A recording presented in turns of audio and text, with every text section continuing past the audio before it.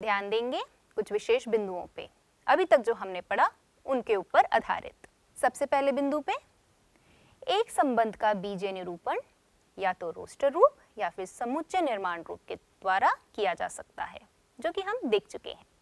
दूसरे बिंदु में, एक तीर आरेख किसी संबंध का एक दृष्टि चित्रण है। तीसरा बिंदु क्या बता रहा है? किसी समुच्चय A से समुच्चय B में संबंधों के कुल संख्या कितनी होगी। ये बिंदु बहुत विशेष है। कैसे? इस पे हम एक सवाल भी लेंगे, ध्यान देखेंगे। अगर यदि हमारे पास समुच्चय A है और इसके अंदर P अवयव है, समुच्चय B में Q अवयव है, तो हम जानते हैं कि इसके कार्तीय गुणन के अंदर कितने अवयव होंगे? PQ। हमने ये पिछले सत्र में ही किया है। तो कुल संबंध यानी पूरे संबंधों की कुल संख्या कितनी बनेगी? 2 की घात PQ। और ये कैसे आया? संबंध क्या है हमारे? उपसमुच्चय हैं। किसके? कार्तीय गुणन के।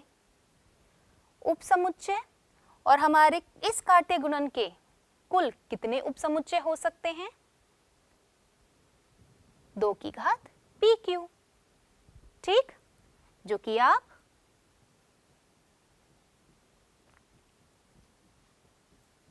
ऐसे भी जान पाएंगे, बेहतर जान पाएंगे। क्यों? ये P A गुणा B क्या है? घात समुच्चय यानी पावर सेट। तो यानी जितनी संख्या हमारे अवयवों की उसके पावर सेट यानी घात समुच्चय में होगी, वही संख्या हमारे क्या होंगे? संबंधों की संख्या। ठीक, आइए अब इस पे एक सवाल लें। सवाल हमारा क्या बता रहा है? A समुच्चय दिया हुआ है और B समुच्चय दिया हुआ है, और हमें क्या बताना है? संबंध A से B तक सारी संख्या यानी कितने संबंध हम स्थापित कर सकते हैं, उनकी संख्या बतानी है। तो जो हमने पीछे विशेष बिंदु पढ़ा उसी के ऊपर ये सवाल है। तो सबसे पहले इसमें मुझे क्या निकालना होगा? A समुच्चय में कितने अवयव हैं? कितने हैं? 2, A और B। B समुच्चय में कितने अवयव? इसमें भी 2।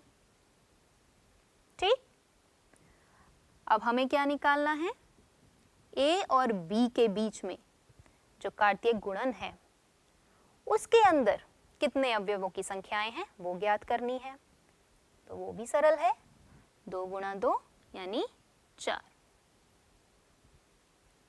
अब आखिरी संबंधों की संख्या वो कितनी थी? ध्यान देंगे, PQ और संबंधों की संख्या कितनी बनी? 2 की घात PQ। तो यानी संख्या हमारी यहाँ कितनी आ गई? 2 की घात PQ, जहाँ P भी 2 ले रहा है और Q भी 2 है। तो यानी 2 की घात 2 गुणा 2 यानी 4, और 2 की घात 4 कितना होता है? 16। ठीक, आइए इसका हल देखें। यही हमने ज्ञात किया है।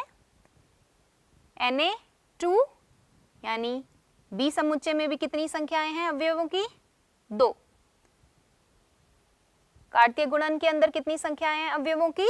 4। तो कुल मिला के संबंधों की संख्या हमारी 16 बन गई।